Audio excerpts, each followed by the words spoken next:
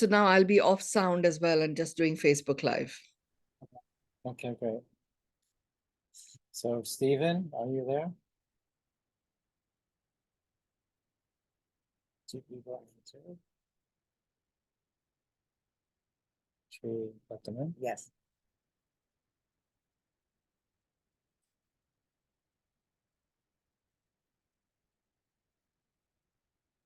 Good evening, Asha. Good evening, Vineet. Is it Vineet?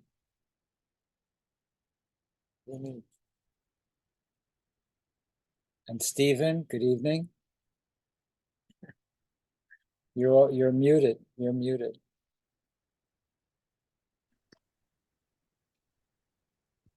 Good. How's everybody doing tonight? So we're Let's see, is there anybody else we have to let in here? Okay. yeah.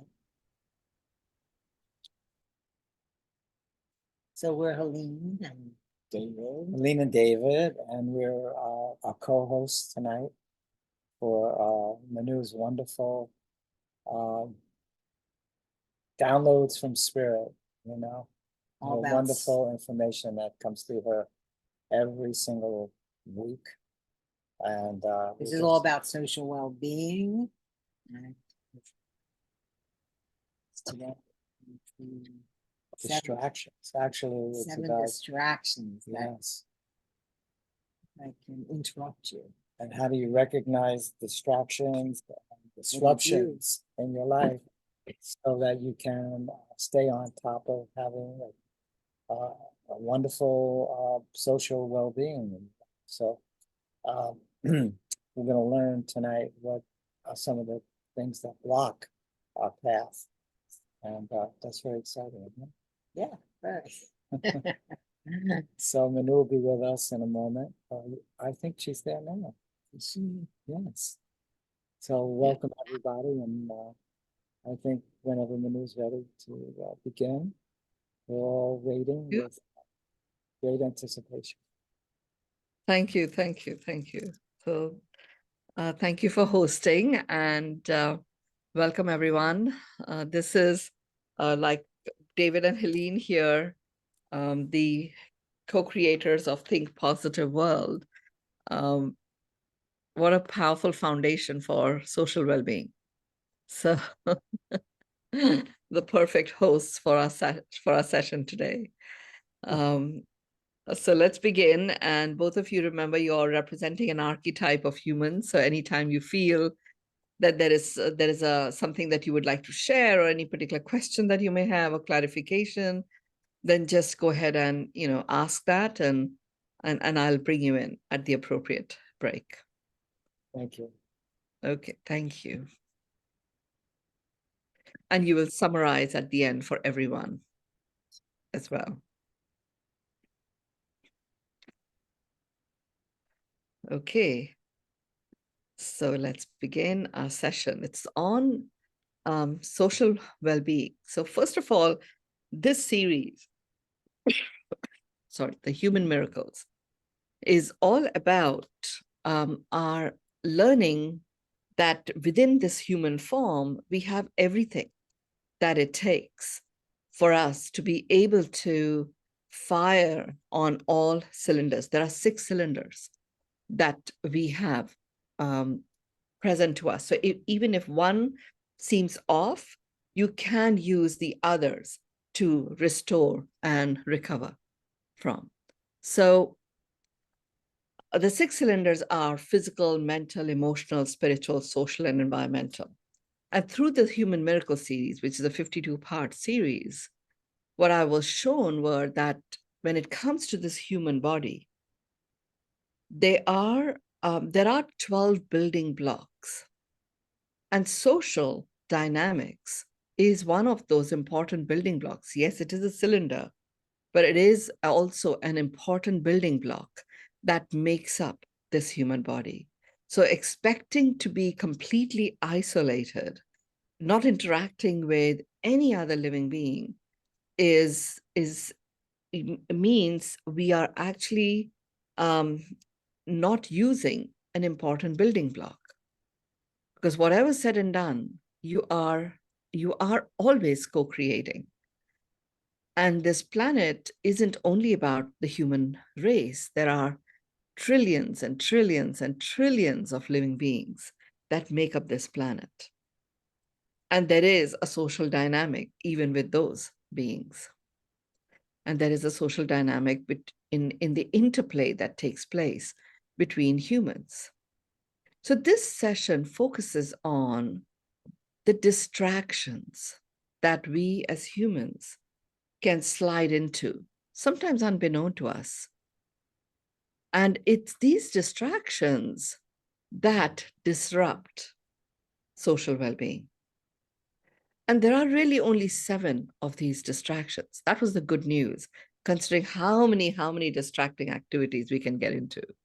But really at the core, there are just 7 types of distractions that disrupt social well-being. And that's what I'm going to be talking about. So let's begin with understanding distraction itself. Distraction is actually a thing that prevents someone from concentrating. And that concentration could be on whatever it is that they have chosen to focus their attention on. And that's what distraction is. Disruption, on the other hand, is a disturbance of problems that interrupt an event, activity, or a process. That's what disruption is. So our focus here is on understanding the distractions and then knowing how we recognize them such that we don't have the experience of disruption. That's really what we're talking about here. So let's look at the first one. The first distraction is trying too hard. Trying too hard. In a social, in the context of social well-being, it automatically suggests that it is social. So there's more than one person that's there.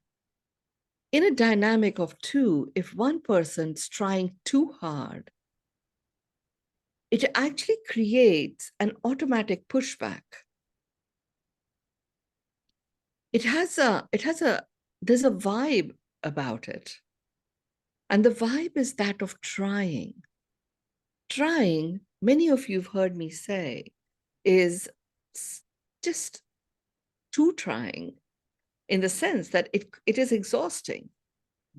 So if you have one person trying too hard, and they may be trying too hard to bring about, some harmony or peace or balance, or, trying too hard to belong, it has that vibe of exhausting. So what happens is when you start trying too hard, the people in the social setting, after a while, actually start to feel exhausted with your own, your energy, with how you're going about it. And that is what triggers the pushback. Whilst they may be appreciative of, you taking the effort, but the trying too hard has the trying vibe to it. That could get downright annoying too. Yes, it can get downright annoying too. But I think the annoying, all of that, when I always look at, well, what is it that caused the disruption? Everything was going so well. And, sometimes it happens with the same person. Everything's going so well. And then suddenly the person switches and they start trying too hard. And it could be trying too hard to make a point, trying too hard to let the other person feel comfortable. Whatever it may be, it's a trying vibe, which becomes exhausting. And the moment it gets exhausting, that's where you start getting annoyed. It's like, hey, there isn't a dynamism here. And that's where the pushback starts to begin. So when I looked at, I always take what I'm about to share with you and examine it for myself. And I began by really examining times where it simply felt that everything was going really well. And suddenly something occurred, and a beautiful, harmonious social setting became one where everybody just couldn't wait to disperse from it. And there was a particular point in my life where I had just begun my, series of spiritual awakenings, and I was in Bali, and there's quite a thriving community that exists there, particularly in Ubud, which is where I was living. And there was one particular point where we'd all gathered, at this particular restaurant, and the restaurant was going to have some live music, and it felt really nice. It was beautiful, and it was our usual group that had gathered, and then some new people came and joined in that were just visiting Bali. And we were all like on 2 or 3 big tables. We were all sitting there, and it was great. The music had begun, and there was some sing along happening. It was very wonderfully smooth flowing, and then I do recall, like first one person left, and then I felt I wanted to have some peace and quiet. So I just got up from that table, excused myself, and sat somewhere else. And people by that time knew that I was going through a series of spiritual awakening. So they just felt, okay, she's receiving some download or something, and they allowed me to go. And within a matter of minutes, there were just a couple of people left on that table. And I remember this very distinctly, that, wow, what happened? Like, here we were, we'd already spent a couple of hours, and suddenly within a few minutes, this whole, something shifted. And that's how you see it. You feel that something shifted, and you don't necessarily know what is it that shifted. And when you go into it, you realize that, okay, there was some trying too hard fellows that had come in. And it wasn't the new people that had joined. It's just that there was one particular person who got into this trying too hard in getting these new people to feel that they should be a part of our group going forward. Well, that's not how our group had been set up in the first place. People that literally just came and left, and wherever they were at, we never had anything about a group or anything like that. It's just that when we were in town, we would all hang out together. There was no trying at all. There was simply people making a choice to come together on certain occasions. So when this person started, and he started talking about how good it is, how well we connect, all good stuff. But the vibe was that of trying too hard. And, so we never really got to know the new people even, because she was so engaged in expressing how good our group was, and how privileged they are to actually be a part of it today, and how privileged we would be if they continued to be part. It was like, oh my God, it was embarrassing even for us. It was disrupting the whole flow of the energy. Yeah, and that's right. That's what happened. It was very disruptive to the flow stopped. The whole ethos and the beauty of us coming together and enjoying coming together was that we felt we could just flow. It was very organic before. Very organic before, and that's really what happens. That's really what happens. Where the organic is what is completely in the rhythm of this organism. And when it stops being organic in a social situation, and that's where the trying becomes exhausting. So really the key thing here is trying is so trying. It is exhausting. The innate vibe of the word is exhaustion. And when this trying too hard starts to occur, and it could simply be that there is someone who is come in, and I mean, I noticed this um, in the wedding of my son, where there was a whole contingent of relatives from Indonesia that had come, and there's a lot of protocol of elders that came with it. And we had like 3 weddings. We had the Indian wedding, we had the Chinese tea ceremony, where the couple receives blessings from the elders, and then there was, we called it the white wedding. And they happened over 3 separate days. And there was one of the relatives was the grand elder, and it was all fine. He was very cool. He really was terrific in how he conducted himself. But his granddaughter simply started trying too hard to make sure that everybody paid him the due respect. They were actually. And really what happened was, she made sure that everybody came and met him first. Well, it wasn't about this person. It really was about the couple. And everybody had come together to bless the couple. And this ultimately became so embarrassing that the elder put a stop to it and said, hey, just stop it. Nobody's come here to pay respect to me. Just really stop it. And she was doing it out of love, because this was like one of the first times where all of the relatives of this particular side of the family had come together, and she wanted to ensure that due respect was paid to her grandfather. And they were actually. It's just that she had a model of how that respect required to be paid, and then it became all about her. It wasn't even about him or the couple. It's like very controlling, Yeah, it starts to become very controlling, and that's where the exhaustion comes in. So yeah, it disrupts flow. I mean, it was very interesting to understand the difference between distraction and disruptions. When I just wrote this up, I was thinking, well, why not just simply 7 disruptions? Well, no, disruption doesn't just happen. There's a distraction.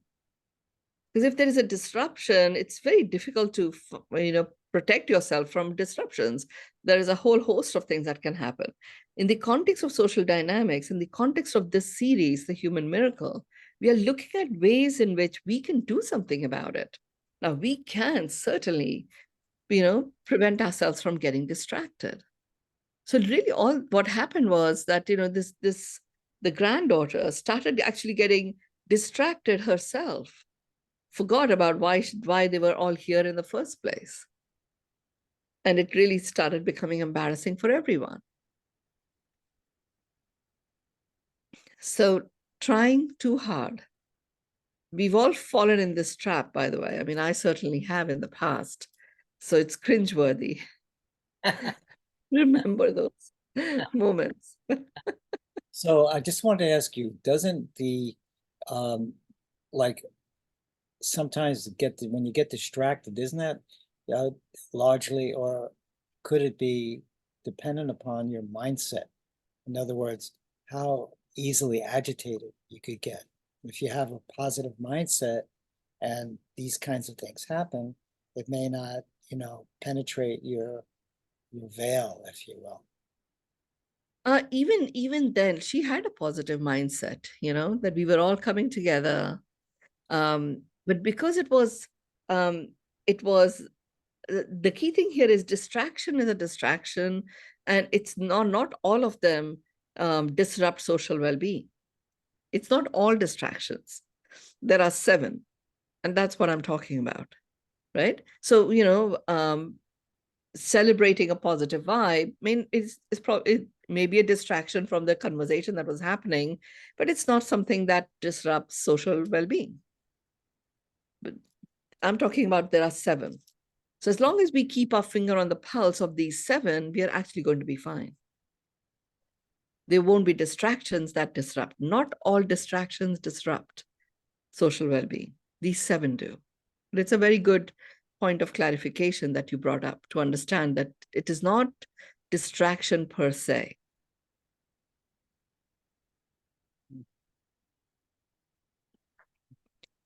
So let's look at the second one. The second one is taking for granted. That's a distraction that, significantly disrupts social well-being. And what I've seen here is the closer, the more intimate the connection or the relationship, the more we tend to slide into this distraction of taking for granted. And it may simply be, joking around, or just saying something which you think is funny, but you've just taken for granted that someone that you might be talking about, who's there with you, who you might have had this fun with, is okay for that to be shared in another group, another setting. And it immediately disrupts social well-being. I have certainly found that occur, not in the context of humor, but more so in the context of assuming that somebody's going to do something just because that's how a relationship has been, but assuming that they're going to do this, do what they have done for me with or for someone else, just because they just perform that function so easily for me. So we don't take any permission. We just take them for granted. It happens quite a lot in my experience when I look at some Indian family dynamics. Oh, my son will take you back. Don't worry about it. He'll just take you back. Well, you've just taken him for granted that he'll take this other person back, because whenever you visit him, he takes you back. I've seen this happen a lot. We'll come and pick you up. No, don't worry about it. Or my husband will come and pick you up. I've seen this happen, where the husband says, well, who is this person? She may be a really good friend of yours, but now suddenly I'm going to go pick her up when I don't even know who she is. And it suddenly destroys the social dynamic. And with social well-being, then you have to go and apologize, and a whole host of other not so savory conversations start to occur. Or there's a breakdown that takes place between the parties where this taken for granted is happening. And social well-being starts to get disrupted. I had this experience I took completely for granted, but this is when my son was getting married. This is 2016, so quite some time ago. They decided to get married in September 2016. And from January 2016 onwards, I started preparing my invitation list, my guest list. And now, I shared with all my family and, my friends. And I was so excited that I'm now going to invite everybody who I haven't interacted with. But by this time, I'd already been 6 years into my journey of spiritual awakening, and this was my time to reconnect with everyone. And I had my whole guest list, and not expecting that I have to share it with anyone. These are my guests, and yeah, I'm very happy to have them come and enjoy Bali and enjoy the wedding. There's no question of anyone paying for themselves other than just flying over. So my son comes up to me and says, well, let's go through the guest list because I want to make sure that only those people who know me, who I know, are the ones that come to the wedding, because it's such an intimate thing for us, for Jill and I. And I'm like, well, these are my guests. Why do I need to share them with you? Okay, I shared my list. And he says to me, Ma, I only know like 7 of these. And you've got like 120 names. Who are these people? And I'm like, oh, this is such a special function that's happening in my family. It's my family function. Yeah, but it's our marriage. And that literally, I mean, we've got a beautiful connection. And social well-being was disrupted for a few days, even in our case, where I'm like, I don't understand. What's there not to understand, that I would want to invite my people. And he was like, how could you even think of doing that without checking in with us? I'd like to have that bizarre. And I'm like, but I'm paying for the wedding. It's not about paying. It's I can easily pay, he says. Oh, but I would like to. And then he goes, well, are you trying to control it just because you're paying? In which case, don't pay. And it's like, hey, it's such a beautiful occasion. And what are we doing having this conversation? And I realized that really what I had done was I had just inadvertently taken them for granted. This is what it happens in India. I do remember in my wedding, in India, you have a wedding and then you have a reception, and then husband and wife are just standing for hours where people are coming and saying, congratulations to them, and you stand up and take a photo and, receive the gift and all that stuff. And most of the time, people coming in, you don't know them. So they are, a friend or some far off relative that your parents or your in-laws have chosen to invite. And that's really what and I do recall it was not a pleasant experience, my wedding. We had 4 hours of just standing and saying hello to people we didn't know about. Or we didn't. Oh, And that's exactly what I was putting my son into. And it was not pleasant because I had to go back and tell my relatives, these are people I'm close to, that, hey, my son has said he only wants to invite people he knows. And He people wanted who a smaller, more. what did, he wanted a more intimate wedding, a yeah, small. yeah.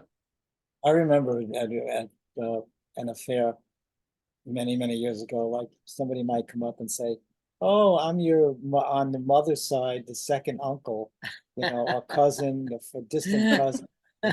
Oh, okay. Exactly. And that goes on for hours and hours. Oh my God, it was totally cringeworthy because I mean I'd lived in Bali for a while and there were so many people that had interacted with me, was so excited to be part of my function. And I had to say to them, we'll celebrate another time. But my son doesn't want to he only wants to have people who know him, not me. But yeah, that is I mean, it's very powerful to go through these distractions, and know that we can easily address them, taken for granted. So taken for granted is something that really comes very naturally to us, as Indian parents. So I do keep my finger on that pulse quite, consciously. The third one is validation through comparison. This distraction, validation, seeking validation through comparison. And what I see here is where people, in some very, very beautiful, intimate connections, um, get disrupted because one person in that interaction is constantly comparing how this person is relating to them compared to how this person is relating to someone else. And there was an experience I had quite recently where, it's a family of 4, where they have 2 children, and one is about 4 years younger than the other one, than the older one. And the older one completed their graduation just around the time of COVID. So there were 2 years where, when the COVID thing was playing out, where the older one stayed at home with the parents.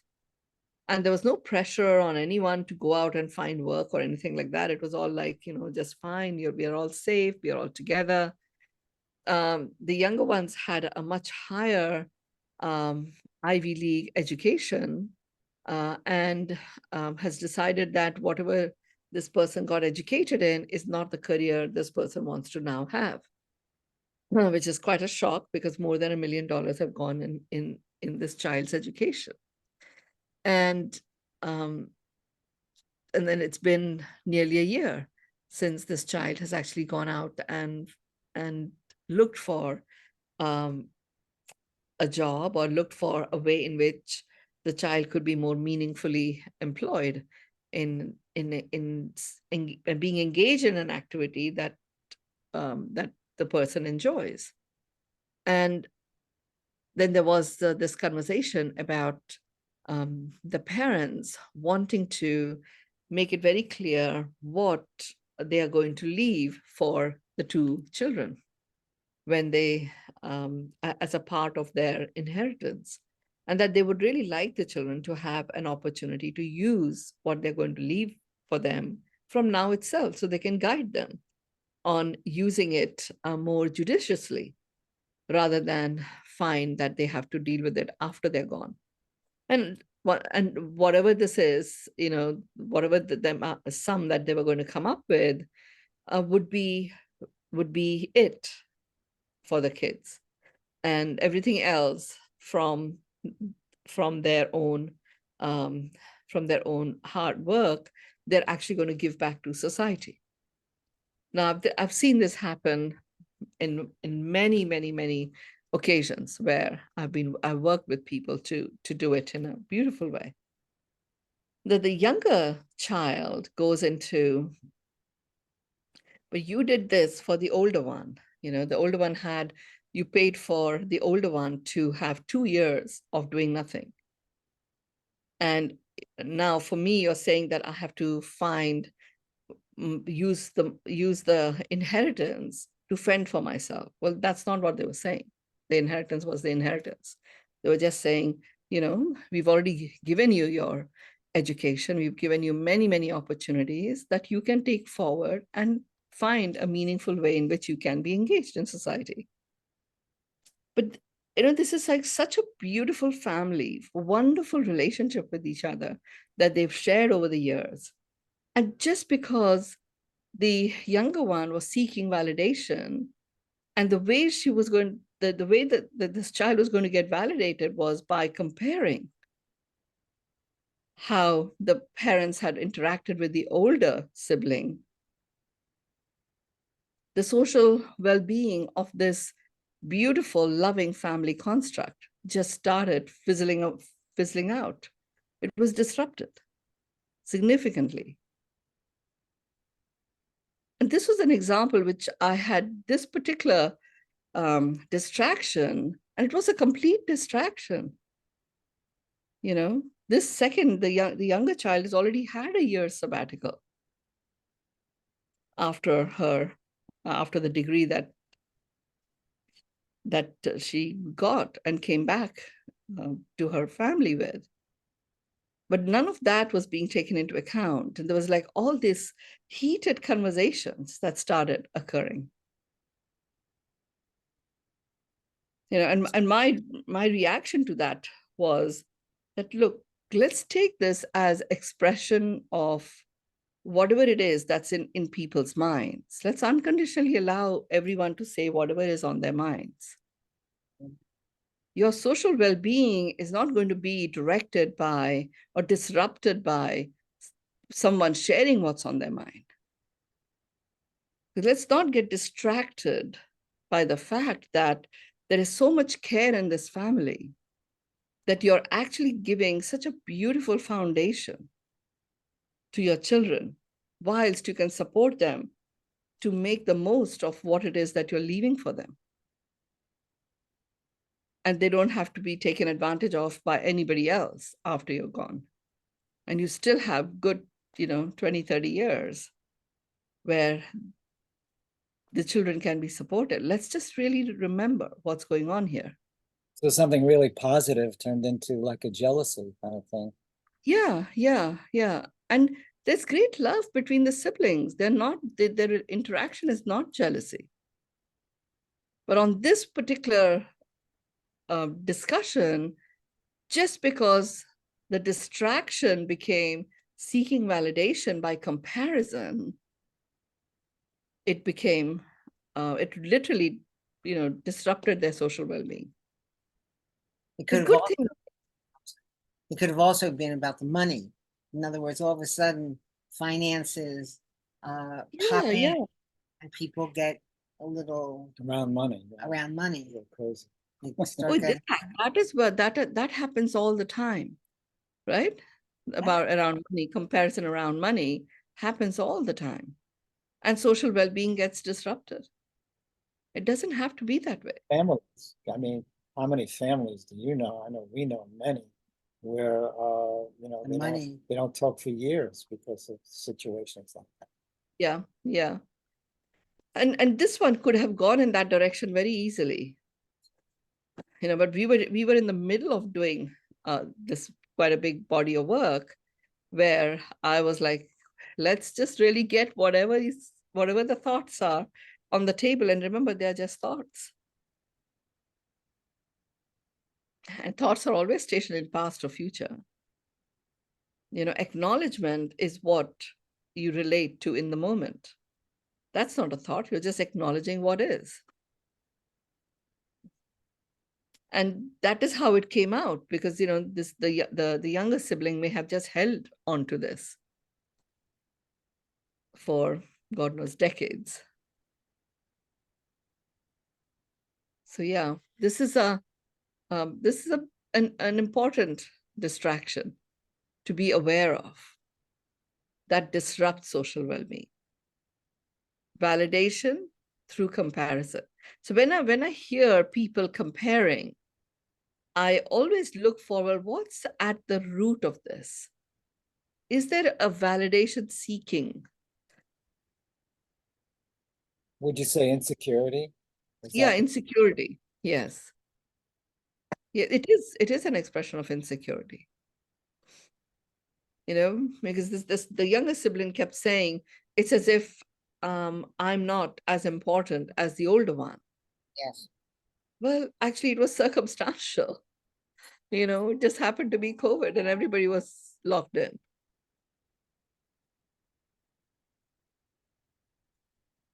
So let's look at the fourth one. The fourth distraction is being attached to the process rather than the result. So the example that I gave earlier, about the Chinese tea ceremony, where there was a family elder and the granddaughter decided that the way you pay respect to elders, is this. And she began originally in a very loving way, sharing that, this person, he's such a pillar of society and he has done this, that, and the other. And he's quite a grand, he's grandfathered many projects, as well as many families, put children through education and a whole host of amazing things. That she made it a point to say, people come to him to pay respects. And we were all very surprised, and pleasantly so, that he was going to come to this wedding. And that this wedding couldn't have happened if he had not given it his blessings. All of that is beautiful. We were all very, very, very happy with this. I do remember initially, by the way, this is just a little bit of a side, but it was an interesting side story. like in India, you are quite flamboyant when it comes to weddings. You're quite flamboyant in how you dress up. So there's lots of beautiful bling and jewelry and a whole host of things come in. We'd done the wedding in such a way that we had a color theme. You know, most Indian weddings are full of lots of colors. We'd said the Indian wedding is going to have red and gold and silver, and the Chinese was going to have could have green in it. And so green or red, gold, and silver. So everybody was in those color themes. And then we have this whole group of people that arrive, about 23 or so of them, all wearing exactly the same batik shirt and pants or batik skirt, exactly the same print. And there was no bling in it. It was beautiful, beautiful, very intricate, but there was no bling in it. Did not feel like they had come to a wedding. It felt like they were on a tour where there would be a tour guide with an umbrella or something showing up. Right? Now, when they arrived, it took us a while to realize. We thought that they had somebody arranged a tour to visit an Indian wedding. That's what we thought. Because we didn't know. And then we were called in and we were introduced. And then the whole story was shared that once this particular elder had given the blessings to Sai and Jill, then before the wedding, they had commissioned the batik creators of the village that this family originates from to create a print for the wedding. So this was a very special thing that they were all wearing the batik created for the wedding. It was like beautiful, actually, that this had occurred. So So special. very special. It's like the rest of us had just bought these clothes. But these guys had actually made something very specific for the wedding. It was beautiful. So anyway, coming back to this particular distraction of being attached to the process than the result. So this was a beautiful sharing, and we just couldn't believe it. We got to notice the intricacies, and then they were showing us, comparing how the batik of this particular village is so different, and it was very educational and really lovely. And this granddaughter started getting very attached to the process. Like we are all getting fascinated looking at these batik prints and understanding the nuanced details of it, and there's like, wow, it's amazing what was done and how lucky you are and how blessed you are and stuff. And this one is saying, no, we are using up the time, now she's pulling her grandfather away from sharing this the story behind this batik, and because all batiks are related to some mythological story. Now she's pulling him away and she's making him sit down in a particular place. And now we are all really confused. Is this a tea ceremony for the couple? And is the couple meant to go there? I mean, it became like complete chaos because she was attached to some process in which respect had to be paid to this elder before blessing the couple. Social well-being, when something so beautiful and coming together of two completely different families was taking place, was disrupted because one person got very attached to a process of doing something. Then people started rebelling. In their own family, people started rebelling. And there's a lot of conversation, like heated, high volume conversation started to happen in Indonesian, or Chinese, because some of them were Chinese, which we didn't even understanding. We could just see that this is not the time to interrupt this, but social well-being was disrupted in this because somebody got attached to the process. It sounds like that's very easy to happen. Very easy, very easy. I mean, when it comes to well-being, it is a delicate matter. Any well-being could be physical, could be emotional, could be spiritual, whatever. It's a delicate matter. It's a personal matter. So understanding what can disrupt it is so useful. Knowing that, and now when I was reading it, I realized, aha, that is what had happened there. One person got attached to the process. That this happens in a lot of weddings. I mean, I know in my own wedding, my ex-mother-in-law was very attached to the way in which everything that I was bringing into the family was going to be displayed. And I'm very private about that. I don't need my saris or my jewelry or my land deeds and stuff to be displayed. For what? It's so personal. But there was like a whole exhibition that was created. And a lot You of know, that time it happens like with tradition, something old, something new, something borrowed, something blue, yeah.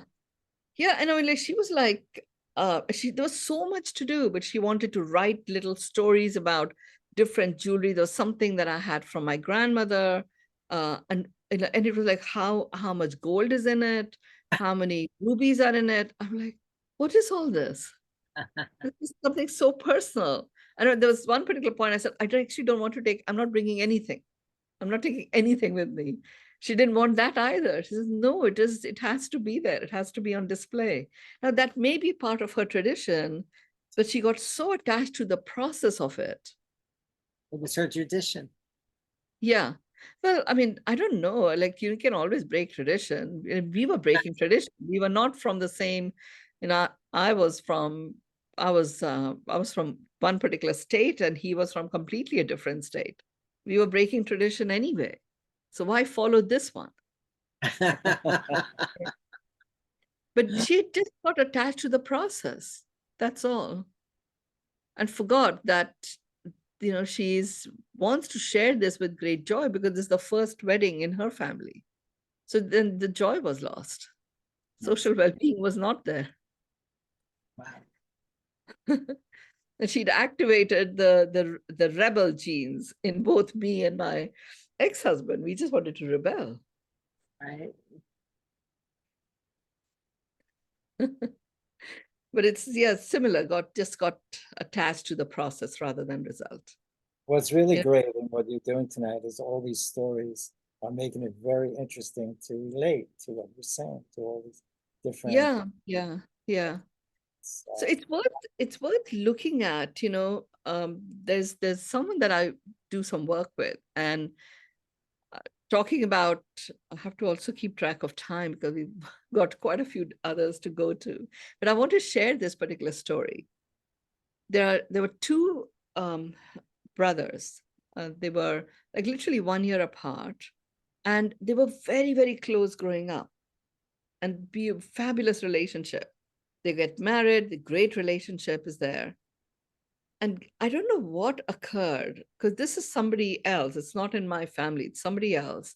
God, I don't know what occurred, but many years later, I meet them, and there is a lot of tension in this family. And it is a function of this family. So all the brothers and their relatives are there. And I'm like, I come in and I can see that people have taken sides between one brother versus another. And I'm not even aware of what occurred at when for this to happen. And it was something to do with when the will was read, when their father passed away. And it was something to do with the family property that was going to be sold. And one of the brothers was very, very attached to the process that had to be followed. And the other one was so impacted by the loss of their father that he just wanted to, and he didn't even live in this country, lived in another country altogether.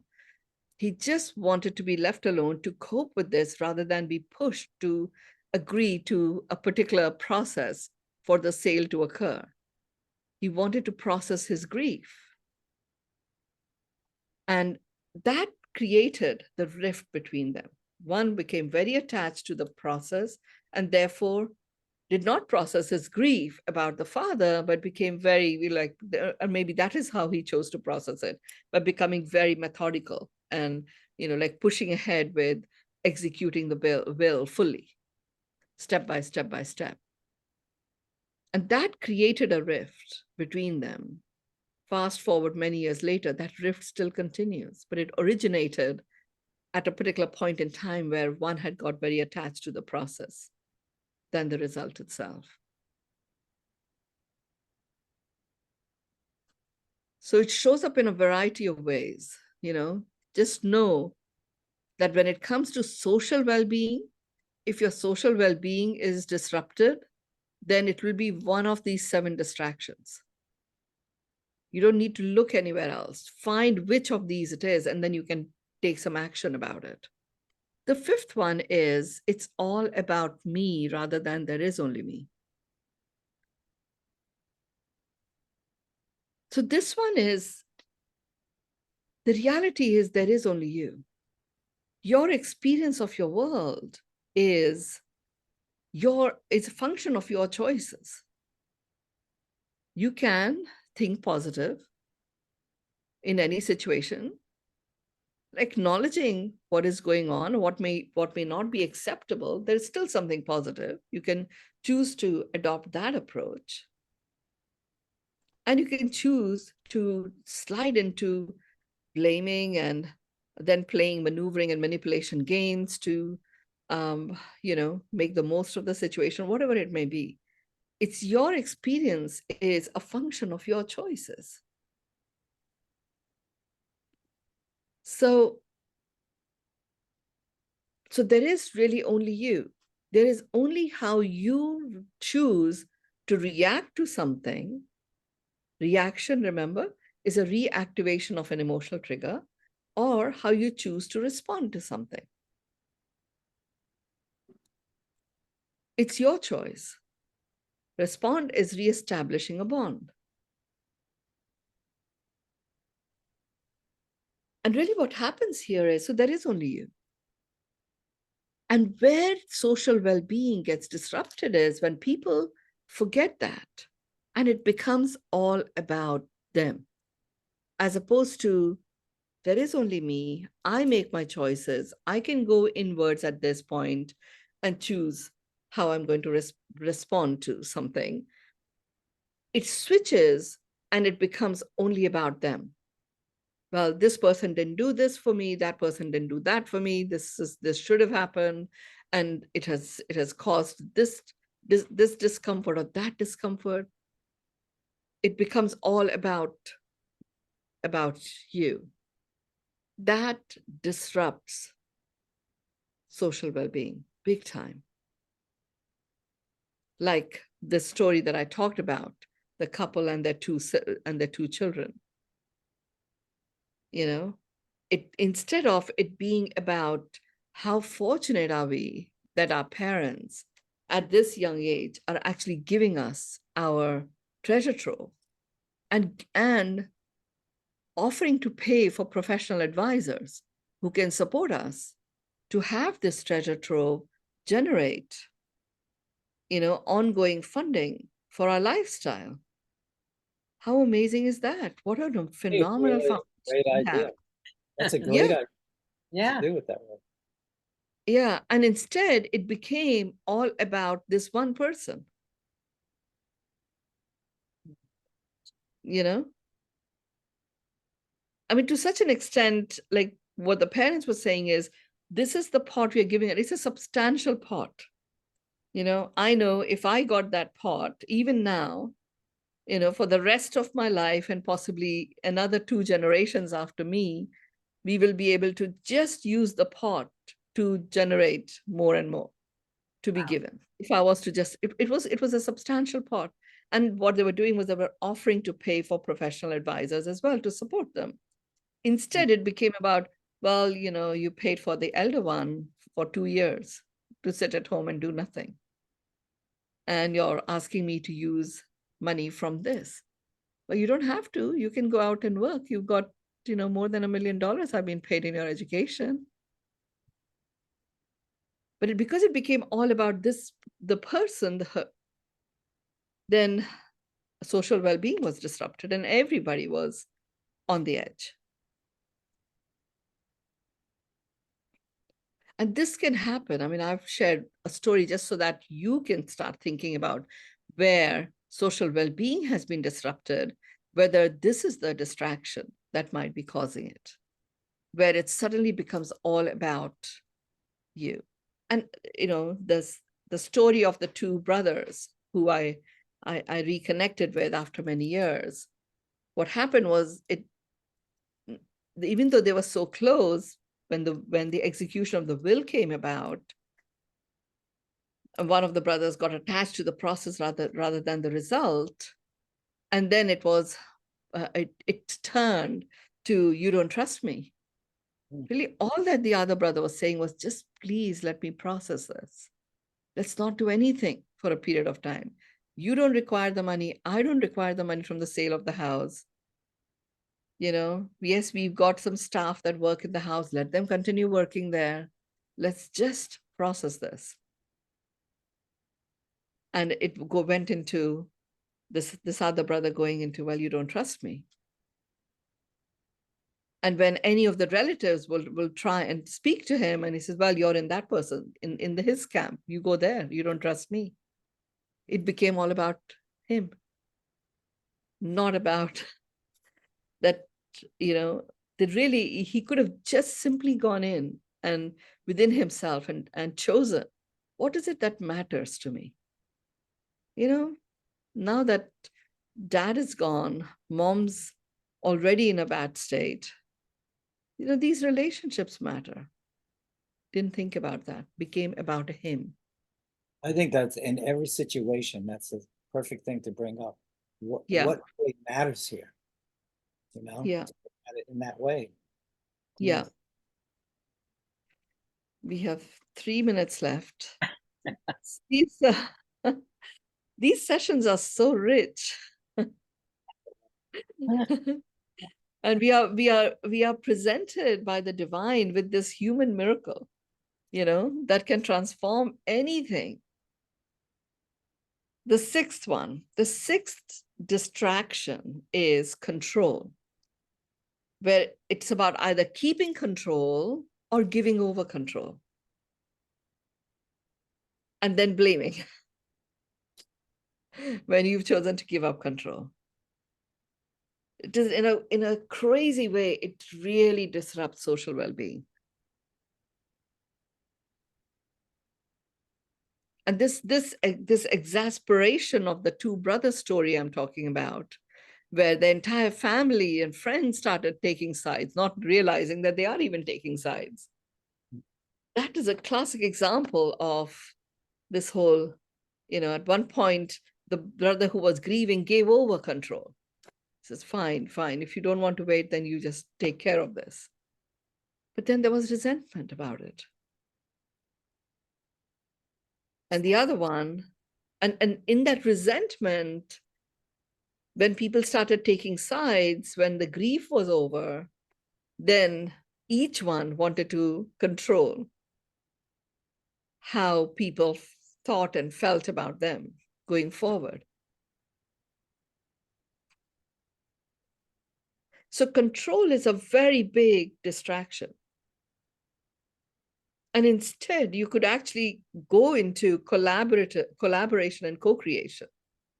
You can literally, there's no fait accompli in any of these distractions.